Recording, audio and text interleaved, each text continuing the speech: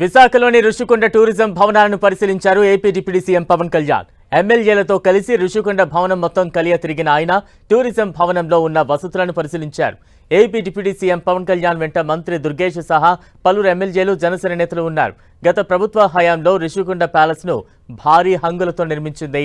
Rushikonda palace నిర్మాణంలో భారీగా అవకతవకలు జరిగినట్లు కూటమి నేతలు ఆరోపిస్తున్న వేళ deputy CM Pawan Kalyan Rushikonda palace ను సందర్శించడం ప్రాధాన్యత సంతరించుకుంది.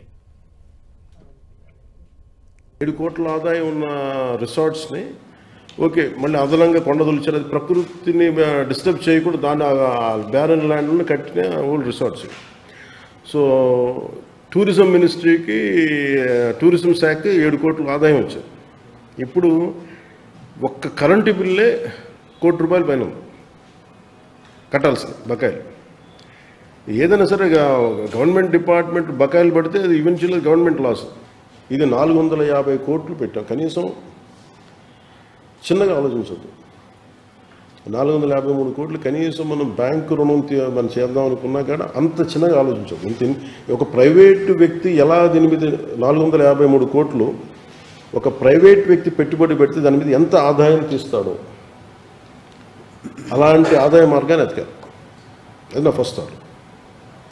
దానితోడు ఇది గవర్నమెంట్ ప్రాపర్టీగానే ఉన్నాం.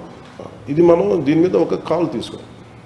ఎందుకంటే ఒక్కోసారి మనం ఎక్కడో దూరం కూర్చొని మంగళగిరిలో కూర్చొని నిర్ణయాలు తీసుకోవడానికి వాస్తవం ఇప్పుడు ఉదాహరణకి ఉద్దానం ఉంది. మనం వెళ్ళి చూస్తే వచ్చే పాలసీ వేరు.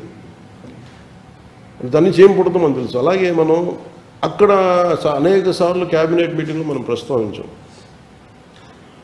గౌరవ ముఖ్యమంత్రి గారు కూడా దీని మీద ఇది వెంటనే ఏదో చేయాలి, నష్టపడిపోతుందని చాలా ఆయన కన్సర్న్ కూడా ఏముందంటే పాడైపోతుంది అనేది ఆయనకి కన్స్ట్రక్షన్ ఇలాంటి నిర్మాణాలు ఆయన పూర్తి అవగాహన ఉంది కాబట్టి ఆయనకున్న అనుభవం